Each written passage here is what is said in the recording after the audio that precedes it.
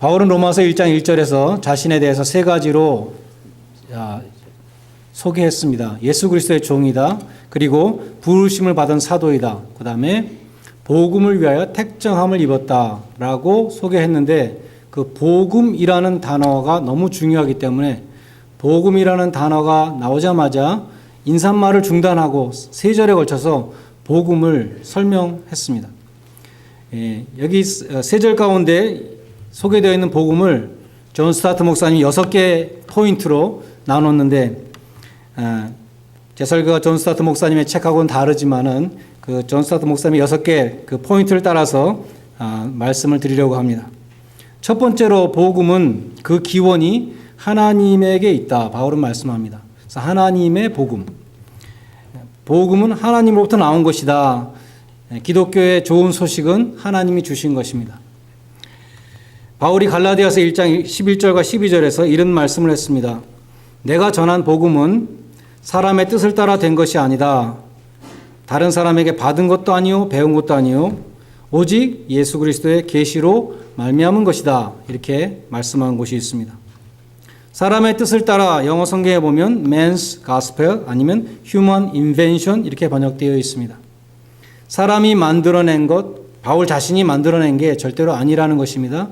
그런가 하면 다른 사람에게 전수받은 것도 아니고 배운 것도 아니다. 그래서 영어로 트레디션이라 할 수 있겠죠. 인벤션도 아니고 트레디션도 아니고 오직 예수 그리스도의 계시다, 레벨레이션이다 이렇게 말합니다. 복음은 하나님으로부터 나온 것이다. 신적인 기원을 우리는 기억해야 할 것입니다. 두 번째 포인트는 복음은 구약 성경이 증거한다. 오늘 본문 2절에 보면 이 복음은 하나님의 선지자들로 말미암아 그 아들에 관하여 성경에 미리 약속하신 것이라 이렇게 되어 있습니다. 바울은 복음을 전할 때마다 구약 성경을 이야기해서 구약 성경의 권위에 의지해서 구약 성경에서 말씀한 이 메시아, 이 그리스도가 바로 내가 소개하는 예수다라는 것을 강조했습니다. 일례로 사도행전 17장에 보면 바울이 데살로니가에 있는 유대인 회당에 들어갔을 때 바울은 가는 곳마다 제일 먼저 유대인 회당부터 갔었죠. 비록 환영받지 못했지만 제일 먼저 자기 동족들에게 복음을 전했습니다. 그때에 구약 성경의 권위에 의지해서 구약 성경에 보면은 그리스도가 해를 받고 죽은 자 가운데서 다시 살아나야 될 것을 말씀하고 있다는 것을 구약 성경으로 증명하면서 이 그리스도가 바로 예수라고 그렇게 선포했다는 것입니다. 유대인들은 중동을 지배한 나라들로부터 차례대로 짓밟힘을 당했습니다. 아수르와 바벨론과 페르시아와 헬라와 로마와 이 모든 나라들로부터 다 짓밟힘을 당한 그러한 민족이었습니다. 그래서 자기 민족을 군사적으로 일으켜줄 그러한 정치적인 강력한 메시아를 그들은 기다리고 있었습니다. 그런데 무력한 죄인으로 십자가의 죄인으로 죽은 그 처형당한 그 예수가 메시아라는 것은 도저히 받아들일 수 없는 넌센스 또 걸림돌이었다는 것입니다. 그러한 유대인들에게 사도 바울은 구약 성경을 가지고 시편 22편을 보면 혹은 이사야 53장을 보면 거기에 고난받는 종이라는 것을 증거했을 것입니다. 혹은 시편 16편에 나타나 있는 그리스도의 부활을 또 증거했을 것입니다. 레위기에 나타난 모든 속죄의 제사들이 예수님이 십자가에서 완성하신 것이라는 것을 말씀했을 것입니다. 그런 식으로 사도 바울은 가는 곳마다 며칠에 걸쳐서 혹은 몇 달에 걸쳐서 구약을 강론하며 약속된 복음을 증거했습니다. 바울의 복음 증거는 언제나 구약의 메시아 예언이 예수님에게서 성취된 것이다. 고린도전서 15장에 보면 이렇게 말합니다. 내가 너희에게 전한 복음은 무엇인가? 성경대로 그리스도께서 우리를 위하여 죽으시고 장사 지낸 바 되었다가 성경대로 사흘 만에 다시 살아나셨다는 것이다. 이렇게 증거했습니다. 부활하신 예수님도 엠마오로 가는 두 제자에게 나타나셔서 모세의 글과 선지자의 글을 가지고 그리스도는 다 이렇게 고난 후에 영광을 받게 되어 있다는 것을 가르쳐 주셨다. 그렇게 성경에 되어 있습니다. 또 예수님은 요한복음 5장 39절에서 너희가 영생을 얻을 줄 알고 성경을 상고하거니와, 여기 성경은 구약 성경이죠. 이 성경이 나에 대해서 증거하는 것이다. 예수님은 그렇게 말씀했습니다. 그럼에도 불구하고 유대인들은 구약을 읽을 때 수건이 그 마음에 덮어져 있어서 예수님을 발견하지 못한다. 사도 바울은 그렇게 말씀했습니다. 우리에게 적용한다면 구약 성경은 우리들에게 신약 성경만큼 중요한 성경입니다. 여러분들이 신약 성경만 읽고 구약 성경은 안 읽으면 안 되는 것이죠. 구약의 모든 약속들이 신약에서 성취됐기 때문에 우리는 구약과 신약이 다 똑같이 중요한 것이고, 신약 성경의 복음을 잘 이해하려면, 깊이 이해하려면 구약을 읽고 알아야 된다는 것입니다. 그래서 신약만 새카맣게 읽고 구약은 깨끗하신 분이 있다면 말씀을 편식하지 마시고 구약도 열심히 읽으시기를 바랍니다. 세 번째로 복음의 내용은 예수 그리스도다. 2절에 보면 복음은 아들에 관한 것이다 라고 말씀했습니다. 3절에 보면 이 아들로 말하면 육신으로는 다윗의 혈통에서 나셨고 성결의 영으로는 죽은 자 가운데 부활하여 능력으로 하나님의 아들로 인정되셨으니 곧 우리 주 예수 그리스도시니라. 이렇게 복음을 설명하고 있습니다.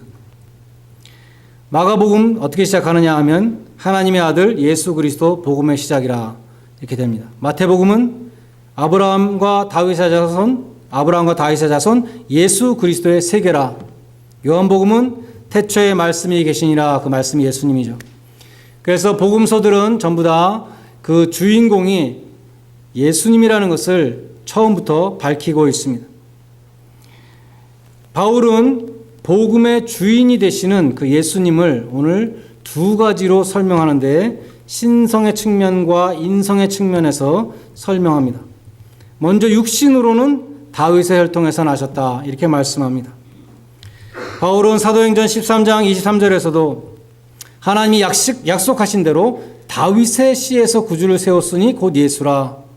하나님은 다윗의 후손으로 메시아가 올 것을 약속하셨다 이런 말씀을 하는 것이죠. 왜 다윗이 이렇게 중요한가? 다윗은 왕중 왕으로 오시는 메시아의 예표로 성경에 예언되었기 때문입니다. 성경을 쭉 살펴보면 메시아 예언은 점점 그 범위를 좁혀가고 있습니다. 창세기 3장 15절에 보면 여자의 후손이다. 그래서 여자의 몸에서 태어나는 인성을 갖고 오실 분을 예언했습니다. 창세기 22장에 보면 아브라함의 씨로 말미암아 천하 만민이 구원을 얻는다라고 말씀해서 메시아는 아브라함의 자손일 것이다. 유대인일 것이다 라고 말씀했습니다. 창세기 49장에 야곱이 12아들을 축복했을 때 거기서 유다 지파로부터 다스릴 자가 나올 것이다. 그렇게 예언했습니다. 유다 지파에서 나올 것이다. 그리고 사무엘 하 7장에서 나단 선지자를 통해서 다윗 왕조는 영원한 메시아 왕국의 모형이 될 것이라고 그렇게 예언했습니다. 다윗 왕국이라는 이 그림자는 영원한 그리스도 왕국의 실체를 예표하고 있었습니다. 그래서 신학적으로 말하면 다윗 왕국은 모형이고 타입이고 예수 그리스도의 왕국은 원형이 되는 것입니다. 다윗의 왕국은 영원한 그리스도의 왕국을 예표하는 것이기 때문에 선지자들이 계속해서 다윗의 자손으로 오는 메시아를 예언했습니다. 몇 군데만 예를 들어보면 이사야 선지자는 이렇게 말했습니다. 그날에 이새의 뿌리에서 한 싹이 날 것이다. 이새는 다윗의 아버지입니다. 열방이 그에게로 돌아오리니 그 거한 곳이 영화로울 것이다. 예레미야 선지자는 이렇게 말했습니다. 보라 때가 이르리니 내가 다윗에게 한 의로운 가지를 일으킬 것이라. 그가 왕이 되어 지혜롭게 행사하며 세상에서 공평과 정의를 행할 것이다. 그때에 내가 다윗에게 한 의로운 가지를 나게 하리니 그가 이 땅에 공평과 정의를 실행할 것이다. 이렇게 예언했습니다. 에스겔 선지자는 내가 한 목자를 세워서 그들 위에 세워 먹이게 하리니 그는 내 종 다윗이라. 이 이사야, 예레미야, 에스겔은 전부 다윗보다 훨씬 후대 사람들이죠. 그런데 이 메시아를 다윗이라고 혹은 다윗의 씨, 다윗의 후손으로 계속 말하고 있습니다. 내 종 다윗이 영원히 그들의 왕이 되리라 이렇게 말합니다. 이와 같이 메시아가 다윗의 후손으로 오신다는 것은 성경의 중요한 예언이었고 예수님이 다윗의 혈통에서 나심으로 아브라함과 다윗의 후손으로 나심으로 그 예언이 성취되었던 것입니다. 그러나 오늘 본문에 더 중요한 것은 예수님이 성결의 영으로는 죽은 자 가운데서 부활하여 능력으로 하나님의 아들로 인정되셨다는 구절입니다. 이것은 난해 구절인데 성경의 성결의 영이라는 것이 성경에서 여기밖에 나오지 않습니다. 그래서 이것이 성령을 가리키는 것인가 아니면 우리 인간의 어떤 성결의 영을 가리키는 것인가에 대해서 의견이 갈립니다. 성경에서 이 뉴마라는 단어가 나올 때 영어 성경에 보면은 성령일 경우에는 대문자 S 스피릿으로 하고 인간의 영일 때에는 소문자 S 스피릿으로 해서 구별을 했는데 대부분의 역본들이 다 일치합니다. 오늘 본문의 성결의 영에 대해서는 일치하지가 않습니다. 킹 제임스 성경에는 소문자 S로 되어 있고 RSV에는 대문자 S로 되어 있습니다. 그런가 하면 우리가 제일 많이 보는 NIV 성경에 보면 대문자 S로 해놓고 각주에 소문자 S도 가능하다 이렇게 되어 있습니다. 우리는 여기서 어떤 것을 취할 것인가 생각할 때에 이 성결의 영이라는 것은 성령님을 가리킨다라고 보는 것이 더 타당한 것 같습니다. 왜냐하면 바울은 육신과 성령을 많이 대조했는데 육신을 따라서 혹은 영을 따라서 성령을 따라서죠. 그러한 대조를 많이 했는데 그때마다 이것은 인간의 죄악된 본성과 성령님을 가리키는 그러한 대조였습니다. 그래서 오늘 본문에도 지금 대조하고 있잖아요. 육신을 따라서는 다윗의 혈통에서 나셨고 성결의 영으로는 하나님의 아들로 인정되었다. 이렇게 말씀할 때 그 성결의 영은 성령으로 보는 것이 다윗의 그러한 모든 일반적인 용례에 부합하는 것이라고 볼 수 있습니다. 또 한 가지 번역상의 난점은 인정되셨다는 구절인데 한국말로 읽으면 그 전까지는 인정을 못 받다가 이제 드디어 부활함으로 드디어 하나님의 아들로 인정받았다. 혹은 부활하심으로 하나님의 아들이 비로소 되었다. 이렇게 오해할 수 있는 소지가 있습니다. 그런 것이 아니죠. 성경을 읽어보면 예수님은 영원전부터 하나님의 독생자이셨고 하나님의 본체시며 동등하신 분인데 종의 형체를 가져서 사람의 형태로 나타나셨다고 말씀합니다. 성육신 기간 동안에는 하나님의 아들이셨지만 하나님의 아들이심이 감추어져 있다가 이 부활을 통해서 그것이 입증이 되었고 하나님의 아들로 선포된 것입니다. 그래서 공동 번역에 보면 인정되었다를 확증되었다 이렇게 번역하였고 영어 성경은 대부분의 영어 성경은 declare라고 선포되었다 이렇게 번역되었습니다. 사도 바울은 사도행전 17장에서 저를 죽은 자 가운데서 다시 살리신 것으로 모든 사람에게 믿을 만한 증거를 주셨다 이렇게 말씀합니다. 예수님은 성육신 하시기 전에도 영원전부터 하나님의 아들이셨지만 부활하심으로 정말 하나님의 아들이라는 그러한 믿을 만한 증거를 주셨다. 그러니까 확증되었다. 이렇게 말씀하는 것입니다. 복음에 대해서 지금까지 나온 세 가지만 여러분이 잘 기억하셔도 만약에 믿지 않는 사람이 여러분에게 복음은 무엇입니까? 라고 물어본다면 이 세 가지만 대답하셔도 아주 좋은 대답이 될 것입니다. 복음은 하나님이 주신 것이고 복음의 주인공은 예수 그리스도, 복음은 예수 그리스도에 관한 것인데 그것이 성경에서 증거하고 있는 것입니다. 이렇게만 말해도 아주 훌륭한 답이 될 것입니다. 바울은 넷째로 복음의 대상에 대해서 모든 이방인이다 5절에서 말씀합니다. 이거 우리에게 너무나 당연하죠. 복음은 천하 만민 모든 사람을 모든 민족을 향한 것이다. 우리에게 너무 당연한데 당시 유대인들에게는 이것이 정말 엄청난 충격이었습니다. 유대인들은 이방인들을 개처럼 생각하고 불결하다고 같이 밥도 안 먹는 사람들이었는데 하나님이 그 모든 민족들을 그 모든 이방인들도 똑같이 사랑하셔서 똑같이 복음으로 구원하신다는 이것은 유대인들이 정말 받아들이기 힘든 복음이었다는 것입니다. 근데 1절에 보면 그런 말씀이 있습니다. 바울이 하나님의 복음을 위해서 택정함을 입었다. 내가 택정함을 입었다 할 때 그 택정함을 영어 성경을 보면 set apart나 separate로 많이 번역했습니다. 구별되었다 혹은 분리되었다 그런 뜻입니다. 헬라어로 보면 앞 호리조라고 되어 있는데 horizon이라는 단어가 거기서 나왔습니다. 그래서 horizon이라는 단어 앞에 off라는 전치사가 붙어 있습니다. 그래서 문자적으로는 off horizon, 택정함을 입었다는 것이 horizon으로부터 자기가 본래 갖고 있던 horizon으로부터 벗어났다는 그런 뜻이 있습니다. 바울은 지금까지 유대인으로 유대교회의 지평 속에 살았습니다. 그가 볼 수 있는 이 모든 그의 시야 속에는 그거밖에 없었던 것이죠. 그것이 그의 호라이즌이었습니다. 그런데 하나님이 그 갇힌 세계관에서 사도 바울을 번쩍 드셔서 새로운 지평의 중심에 세우셨습니다. 바울의 눈에서 비닐이 벗겨졌다는 그러한 말씀도 있는데 하나님은 전혀 다른 지평을 보여주셨습니다. 그것이 무엇인가 하면 예수 그리스도의 복음으로 모든 이방인들이 구원을 받는 그런 놀라운 비전이었습니다. 그래서 바울은 이방인의 사도가 되었고 오늘 본문에 보면 복음 전파의 대상은 모든 이방인이라고 그렇게 말씀하는 것입니다. 다섯째로 복음 전파의 목표는 이방인으로 하여금 믿어 순종케 하는 것이다 라고 5절에서 말씀했습니다. 헬라어에 보면 간단히 믿음의 순종이라고 되어 있는데 이 믿음의의 그 의가 영어로 of죠. of에는 많은 문법적인 용법이 있습니다. 그래서 해석이 여러 가지로 되는 것입니다. 킹 제임스 성경은 믿음의 순종을 obedience to the faith, 믿음에 대한 순종으로 목적격으로 해석을 했습니다. 반면에 NIV 성경은 obedience that comes from faith, 정반대로 믿음으로부터 오는 것이다. 순종은 믿음으로부터 오는 것이다. 이렇게 해석을 했습니다. RSV 성경은 간단히 obedience of faith, 믿음의 순종, 동격으로 해석을 했습니다. 만약 믿음의 순종이라는 구절을 킹 제임스처럼 믿음에 대한 순종이라고 우리가 해석한다면 이것은 복음에 대한 순종이라고 해석하는 것입니다.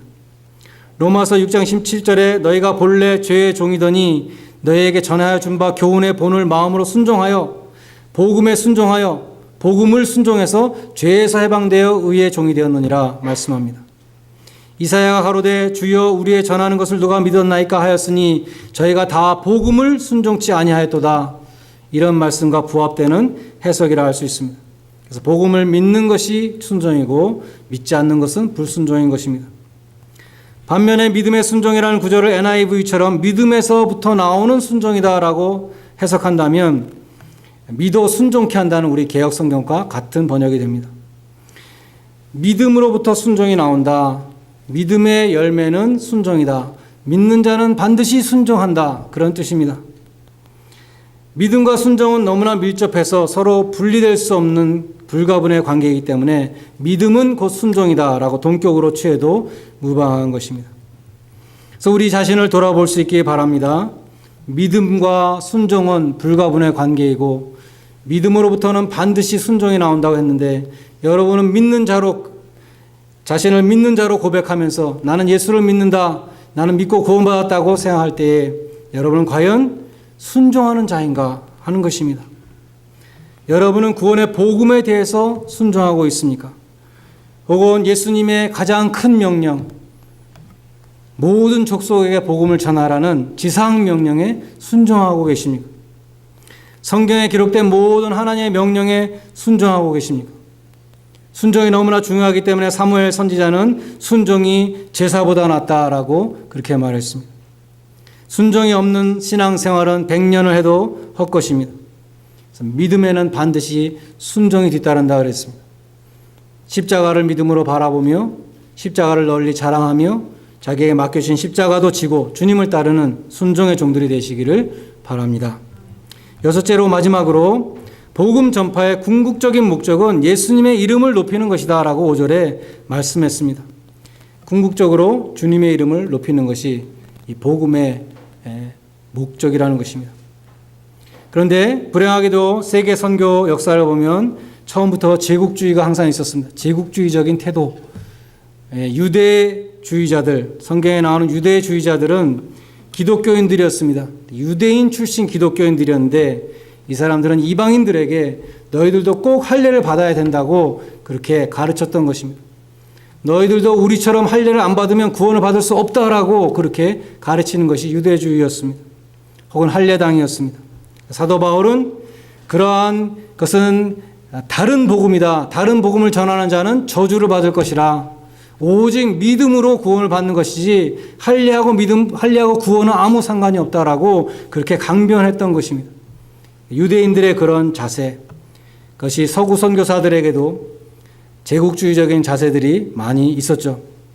일례로 1898년에 스페인의 전쟁을 통해서 필리핀을 얻은 미국의 맥킨리 대통령의 이야기가 있습니다. 이 사람이 전쟁에 승리해서 필리핀을 얻은 다음에 백악관 복도를 밤새도록 왔다 갔다 하며 기도했는데 하나님께 받은 기도의 응답이 필리핀 사람들을 서구화시키고 기독교화시켜라, 그런 응답을 받았다는 것입니다. 그래서 서구화와 기독교화를 같이 받았다는 것이죠.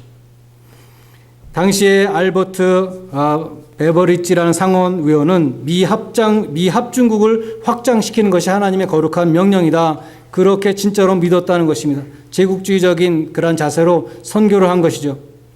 그 당시에 나온 각 교단지들도 보면은 미국의 문명, 미국의 이상과 제도, 그리고 미국의 권력의 확장을 하나님의 섭리로 찬양한 것을 볼 수 있습니다. 오늘날에도 많은 교회들이 한국 교회를 비롯해서 자기 교회의 이름을 내고자 선교할 때가 있다는 것입니다. 세계 각처에 가는 곳마다 자기 교회의 이름을 내는 것이죠. 그래서 그 지역의 이름과 자기 교회의 이름을 합쳐서 교회 이름을 짓는 것을 볼 수 있습니다. 그러나 성경은 하나님의 나라의 확장을 명하고 있습니다. 오직 그리스도의 이름이 존귀케 되어야 된다라고 그렇게 말씀하고 있습니다. 본문에서 사도 바울은 자신의 이름이 아니라 예수 그리스도의 이름을 위해서 일한다고 그 활동 동기를 밝히고 있다는 것입니다. 베드로가 하나님이 우리를 택하셔서 왕 같은 제사장으로 거룩한 나라로 소유된 백성으로 삼으신 목적이 무엇인가 하면 우리를 어두움 가운데서 빛으로 불러내신 그 분의 아름다운 덕을 선전케 하려 하심이니라, 그렇게 말씀했습니다. 너희 자신을 선전하는 것이 아니라, 혹은 너희 교회를 선전하는 것이 아니라 너희를 구원하신 이를 선전케 하려 하심이니라 라고 말씀했습니다. 우리는 예수님의 덕을 선전하는 선전원들입니다. 불신자들이 그리스도인들을 보고 기독교를 평가하기 때문에, 또 우리가 믿는 예수님을 평가하기 때문인 것입니다.